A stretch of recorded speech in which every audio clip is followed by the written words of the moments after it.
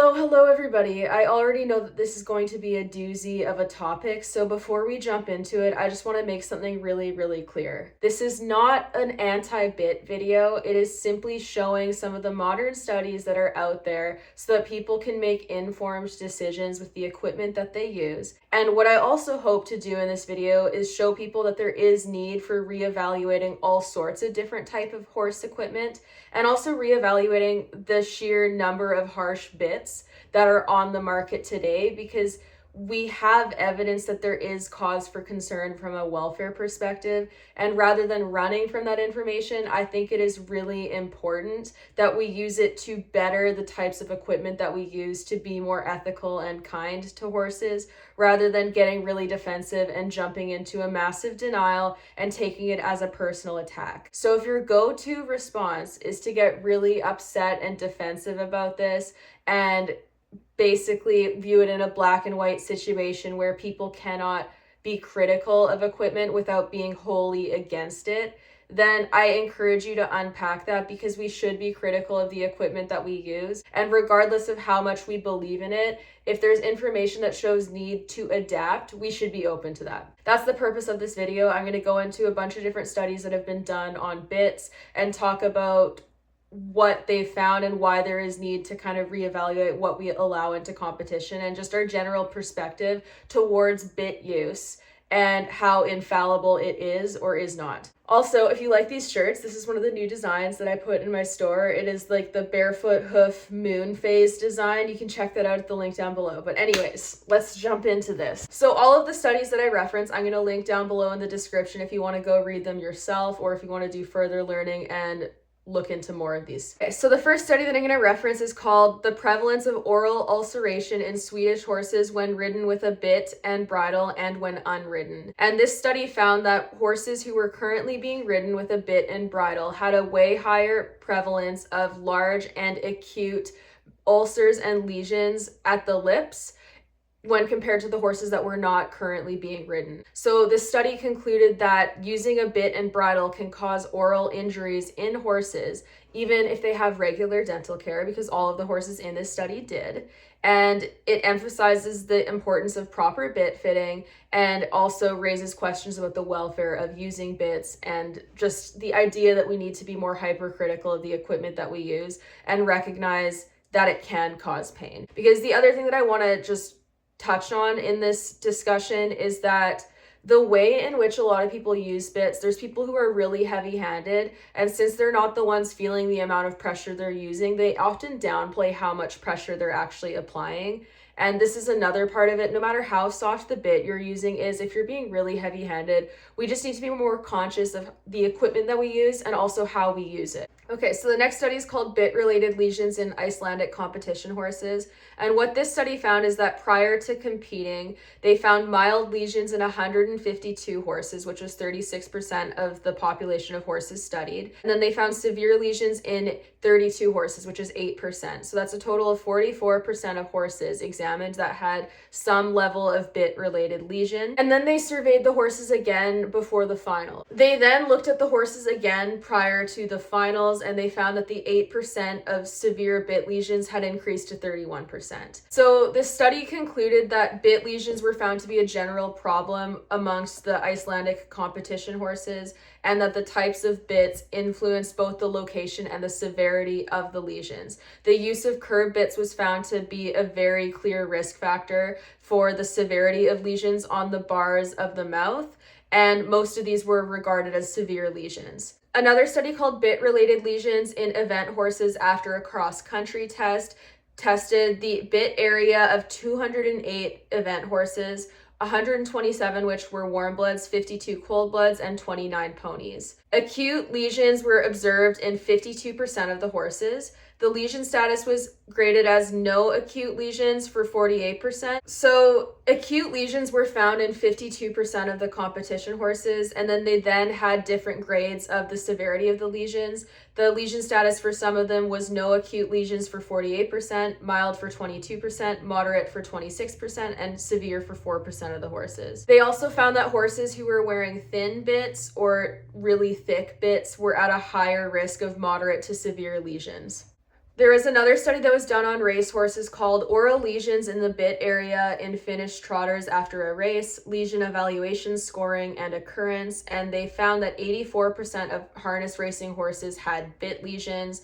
Visible bleeding was observed in 2% of the racehorses, and 5% of the horses had blood on the bit when it was removed from the mouth. They were very clear to say in the conclusion of this study that blood wasn't a reliable factor for determining how severe the trauma to the mouth was, because there were severe lesions even with the absence of blood. So there were actually multiple studies that found that bit lesions became more common as horses moved up into higher levels, which is interesting because you would assume that people at the higher levels would be more trained and schooled and have better hands, but the studies that have looked into this have actually found the opposite. In a study called Assessment of Skin and Mucosa at the Equine Oral Commissures to Assess Pathology from Bit Wear, they found that horses with a higher level of training and light-colored horses were more likely to have potentially pathological pigment changes around their mouth. Oral scarring occurred more frequently in horses competing at a higher level. So a couple of things before we go into the studies on bitless use. I want to make something clear regarding the studies on racehorses. Racehorses tend to lean really heavily on the bridle, so I'm not personally surprised that they had a way higher degree of oral ulceration when compared to other disciplines because of how heavy they are on the bridle, whereas in performance horses, that tends to be something that we don't want to encourage, whereas in the racing industry, it's encouraged and desired, or just an aspect of like less training to be responsive. As someone who has galloped racehorses, they lean on the bit way more than what people would want with a performance horse. The other thing that I want to note is that the prevalence of oral ulcers when surveyed in competition horses, even at higher levels, was quite high, and it does show need for reevaluating, one, how we fit bits, two, what types of bits we make legal in competition and what we even make legal to sell to people, and three, the way in which riders use bits, because oftentimes we're very disconnected from how hard we are actually pulling on our horses. And when horses are being bad or like rushing fences, people are really comfortable taking a big hold on their mouth and pulling a lot. Sometimes people will even seesaw. It's really common in the horse world, especially when horses are misbehaving, to be really rough on their mouths in terms of the pressure applied. And I speak from experience with this. I remember like leaning back with all of my weight and pulling on horses' mouths, or doing like a one rein stop, or if they were bolting on me, seesawing even. And I was very disconnected from what I was actually doing and kind of operated with the belief that the horse didn't feel it because they were such big animals. But the studies on bits show that there definitely is need to reevaluate the way that we do things, and that there's need to be more aware of these things. So if you feel defensive from this information, I really encourage you to unpack that defensiveness, because it's coming from somewhere. And in my experience with myself, I got really defensive when bits were criticized because I didn't want to have to come to terms with the fact that I might be complicit in what they were finding in some of these studies. And it was an uncomfortable thing to be met with. So then I reacted very defensively as a result. Okay, so in a study called Damaged by the Bit to the Equine Interdental Space and Second Lower Premolar, they compared 66 domestic horse mandibles with 12 feral Przewalski mandibles. It's spelled like Przewalski, but a lot of people say it wrong, and I found out it's pronounced Przewalski. So they found bone spur formation in the mouth of no less than 62% of the domestic mandibles, and erosion of the enamel and dentine was found in 61% of the second lower premolars in the domesticated horses. 88% of the domestic mandibles showed one or both lesions. In the 12 feral Przewalski mandibles, they found none of these things. And the feral horses obviously never had a bit because they were feral. So it's a small sample size, but it's still relevant when you factor that in with everything else that we have just looked at, because also the studies looking at alive horses cannot see bone spurs. They can only see the outside of the mouth and the skin and how that looks. And the development of bone spurs happens over time with lots of pressure being applied. So it's one of those things that you could only really look at easily through an x-ray on an alive horse or after death.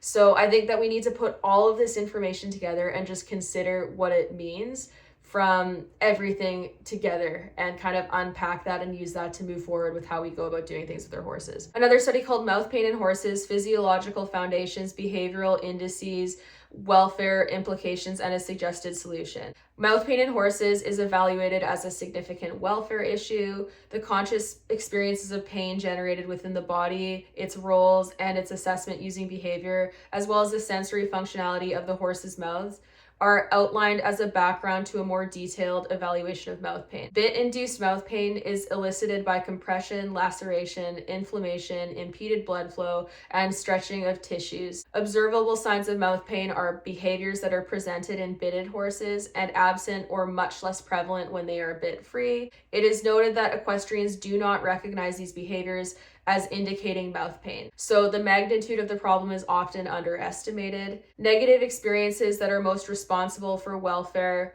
compromise include the pain itself, but also related to the pain, the potential intense breathlessness, anxiety, and fear. So the study's suggested solution is increasing the use of bit-free bridles and kind of allowing it more in competition and normalizing their use. I also think that a good solution would be really heavily policing the types of bits that we allow to be used, because there's some stuff on the market that honestly cannot be used ethically, in my opinion. And as soon as you put it into the horse's mouth and apply any pressure whatsoever to it, it is unethical as far as I'm concerned. So we need to be way more stringent on what we allow to be legal in the horse world. Okay, so this study, I'm just gonna full disclosure, it's from Dr. Robert Cook. So a lot of people will say that this is a bias study. However, I found out recently that he actually didn't even own his company when he conducted the study. He'd sold it at that point. So take what you will out of that. Again, I would take this with all the other information and be open to more studies being done with it. Be cautious about how heavily you apply it, but it is still relevant even if there is a potential conflict of interest because of the fact that he developed a bitless bridle. The welfare of 65 of 66 horses was enhanced by removing the bit, reducing negative emotions, increasing potential to experience positive emotions. Grading the welfare using the 5 domains model, it was judged that when the horses had bits, they showed high levels of severe welfare compromise and no enhancement. When bit-free, low welfare compromise and mid-level enhancement. The bit-free data was consistent with the 1 welfare criteria of minimizing risk and preventing avoidable suffering. There was an 87% reduction in pain behaviors in bit-free horses. One thing that I just want to say is that I'm not a fan of the Dr. Cook bridle. It's a cross under a bitless bridle and it doesn't release pressure correctly. Like there's a delay or it doesn't release at all, so they can get quite tight. So as far as bitless bridles go, it is not my favorite. However, the studies that compare bitless to bitted directly are relevant when we are looking at whether or not bitless should be legal across disciplines and when we are making decisions on what types of equipment to use on our horses. This is another Dr. Cook study, so again, take this with a grain of salt if you will, but it is relevant in tandem with all of the other research on this. The study was called Pathophysiology of Bit Control in the Horse. This study found is that a bit often causes discomfort, pain, and injury. It can be responsible for a horse's poor attitude to exercise and many behavioral problems in riding, and that horses tend to be happier in a bridle without a bit. The bit can be the sole cause of abnormal respiratory noise during exercise. The study also claims that the bit triggers the digestive tract reflexes, which are physiologically opposed to rapid breathing. Horses are being expected to eat and exercise simultaneously, 2 activities that are mutually exclusive. As the bit interferes with breathing and as breathing is coupled with locomotion, the bit also interferes with locomotion. And I would imagine with regards to it interfering with breathing, this is going to be when pressure is applied because it's going to compress the tongue and create like a gagged response. The horse who leans on the bit loses self-carriage and becomes heavier on the forehand. The stride becomes shorter and therefore slower. In addition, greater stress is placed on the tendons, ligaments, joints, and bones of the forelegs. In racing, this factor coupled with fatigue renders breakdowns and fatal accidents more likely. So there need to be more studies comparing like the likelihood of horses breaking down if they were in bitless bridles versus bitted bridles to actually like fully say whether or not it increases risk of breakdowns. But if they're landing heavier on the forehand, it would increase the overall amount of pressure distribution that is landing on those front legs, which are usually the legs that are broken during races. So it's plausible, but there would need to be more research done, in my opinion, to say that for sure. So in a study called A Bitless Bridle Does Not Limit or Prevent Dynamic Laryngeal Collapse, the conclusion was that the study counters the claim that bits cause upper respiratory obstruction and dynamic laryngeal collapse. They used a Dr. Cook's bitless bridle versus a conventional snaffle bit, and they concluded that it was more so the head and neck angles induced by rein tension that provoked dynamic laryngeal collapse in horses. So this would kind of go hand in hand with the studies done on hyperflexion and roll cur that have found that it impedes the ability to breathe. So again, this is plausible. What I want to clarify is that this was not conducted by Dr. Cook. They just happened to use one of his bridles. Their study called Rein Tension Signals Elicit Different Behavioral Responses when comparing a bitted bridle and a halter. It concluded that horses in a halter were more likely to be inattentive. Horses in a bitted bridle were more likely to exhibit evasive behaviors with the head, neck, and mouth. And as rein tension increased with the bridle, these behaviors became even more common. Bridle horses responded significantly faster and to a lighter rein tension signal than haltered horses. So this also tracks to me because bits are more aggressive than a halter would be. And if the horses are not trained to be responsive to bitless cues, because they're less of a sharp cue, you would need to apply more pressure as a result. And it would also be easier for them to ignore because it's less aversive and they can tune it out more. Whereas the bit pressure, if they continue to ignore it and it continued to amplify, they're going to answer that pressure faster because it is an increased level of discomfort. With that said, this also shows that there is need, even if you're riding bitless, to consider the amount of pressure you're applying, because if you're having to use way too much hand pressure, you can still be damaging soft tissue. So bitless is not infallible either. We need to be gentle regardless of what we are using. In a study called Bit Use and its relevance for rider safety, rider satisfaction, and horse welfare in equestrian sport, they studied whether or not there was a difference in safety between bit use and bitless riding, and the conclusion found that riders were no less safe riding bitless, but bitless was found to increase rider satisfaction and horse welfare. Bitless riders also tended to understand operant conditioning better. Something to note is that could just depend on the sample size of like what riders they studied and what the bitless riders had put time into study. It doesn't necessarily mean that all bitted riders don't have as good of an understanding of operant conditioning. It could just be the people that were selected. So the highlights from the study were that bitless horses had better welfare during riding compared with bitted horses. Bitless horses performed fewer hyperreactive behaviors than bitted horses, and rider safety did not differ between the two. And the comparison of who had knowledge of learning theory was 55% of the bitless riders and 23% of the bitted riders. So it actually is quite a bit of a difference. But again, there's a lot of variables that could create that. It would depend on where these people are being selected from and like what their trainers have been teaching them. I would say across the board, there is a lack of understanding of operant conditioning across all horse people because it's not something that trainers really spend a lot of time teaching. Like none of my trainers have really taught me ever the cause and effect of training. I've learned it through studying. The findings in the study suggested that bitless riding is not related to reduced horse control or rider safety, but it is related to greater rider satisfaction and improved horse-rider partnership. And that considering the current challenges to the industry's social license to operate due to poor horse welfare, increased adoption of bitless riding may present a valuable opportunity to improve horse welfare. Also, this was not a Dr. Cook study, so no conflict of interest. So there's a very common school of thought that like bitless is more dangerous and that bits are safer and more necessary for control. But what I want to reiterate is there is no evidence of that whatsoever.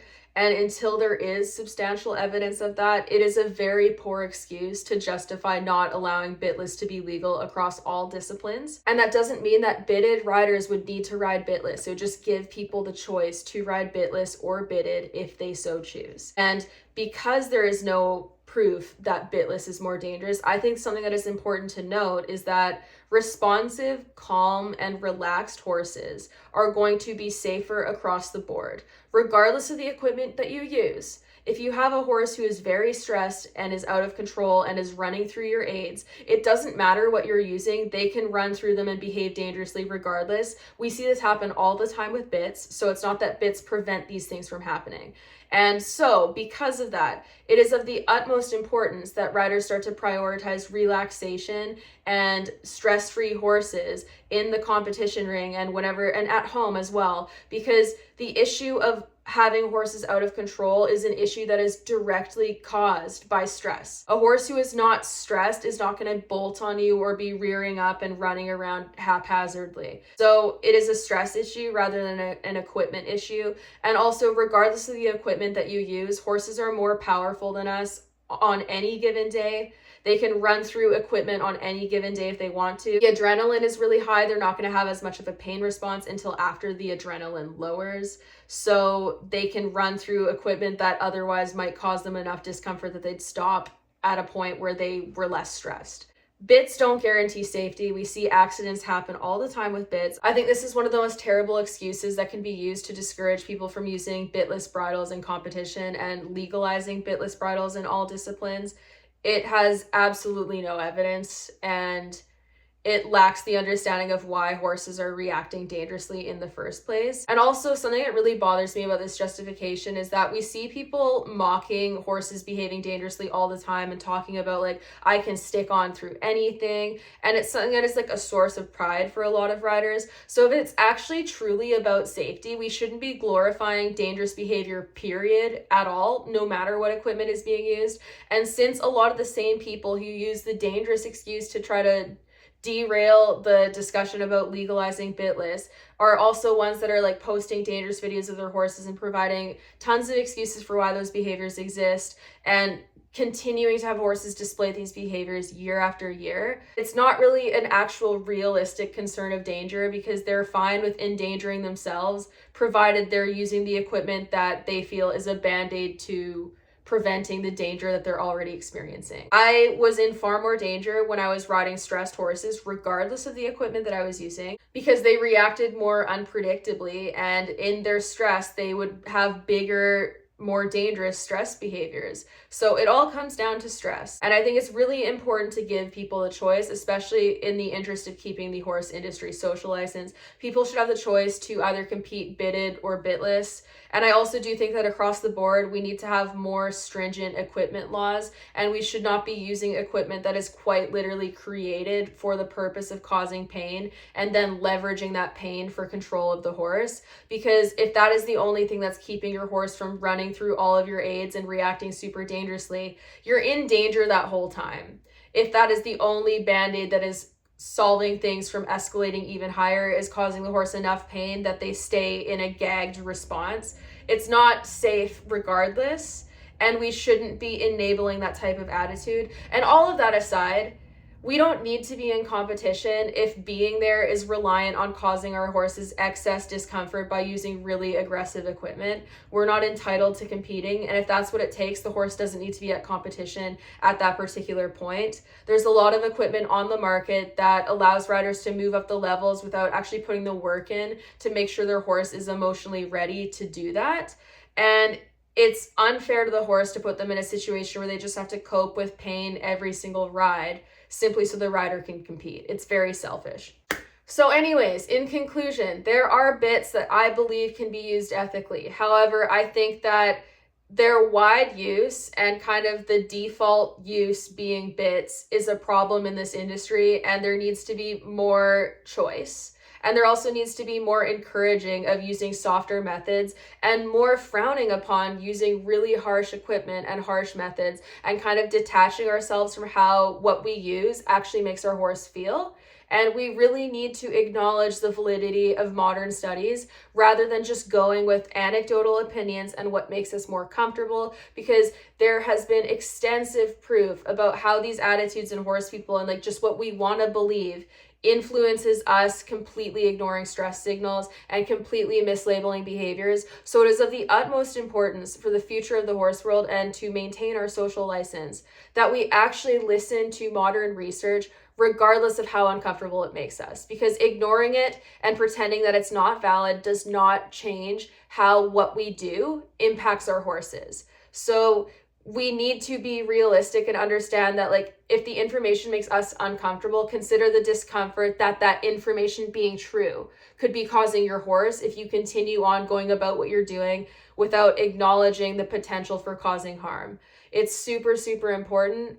I don't post this to just be like anti-bit and be like bits are abusive. I think that they are used abusively way too often, and that people are enabled in abusing them by the sheer number of harsh bits on the market. I don't think people do it intentionally. I don't think it's done with mean-spirited intent to be cruel to the horses, but it is way too normalized and way too enabled, and we really need to start altering the way we do things with the times and start listening to modern research, because otherwise we cannot do the best we can for our horses. Science and the study of like horses is about the pursuit of unbiased information, and it can and will change when it starts to disprove prior beliefs. Whereas people's anecdotal beliefs, they often cling to regardless of evidence, and even when there is evidence to the contrary, because they want to stick with what makes them comfortable. So please consider your personal biases and really sit with the fact that your preference for what to believe oftentimes is rooted in what makes you most comfortable. And information making you uncomfortable does not mean it's wrong or untrue. So thank you for listening. I hope this gave people some valuable information and some food for thought to kind of use when you're selecting equipment in the future, and to just be more conscious of how what you do and the equipment you use impacts your horse, and just be more empathetic towards your horse, because just because we can't feel their discomfort and pain doesn't mean it's not there. And it's really important that we modernize and listen to what research is showing us. And as it stands, there's enough research on bits causing physical damage in addition to emotional damage by way of stress, that there absolutely is incentive to study this further and to really narrow down what types of bits are and are not ethical to continue using in and out of competition. There is merit to be concerned about the use of bits and how widely used they are and how many different types there are on the market. There is merit. So at the very least, there is need to consider these studies, encourage further research, and be open to the idea that there is need for mass equipment change and swaying away from tradition. Because traditionally we've always used bits, but that doesn't mean it needs to stay that way, because back in the day, we didn't have these studies. Now we do, and we should be considering how we can use those to better the lives of our horses, because in making horses less stressed and in not using pain to control them, we will also make ourselves safer. It's going to be better for everyone overall if people just put the work in. But the problem is, a lot of people want to use equipment as a band-aid to move faster and not deal with the emotional components of why their horse is behaving dangerously. So then if they don't ever address that and they just switch to softer equipment, yes, the horse is going to be dangerous and they're going to run through that because the emotional component has not been dealt with. But if you deal with what is causing dangerous behavior, it will cease to exist. So thank you for watching my channel. Let me know what you think down below in the description. Feel free to give suggestions for the future. I have access to a university library right now, so I can access a lot of studies on horses. And I've been doing a lot of reading and collecting studies for a database so that I have a lot of information on different topics. So anyways, don't forget to like and subscribe. And if you're interested in more of my work, I do have a Patreon down below. Also my shop page if you like stuff like this or want to check out the bridles or anything else that I sell down below. Thank you again for supporting my channel, and I really appreciate it, and I hope that this was helpful.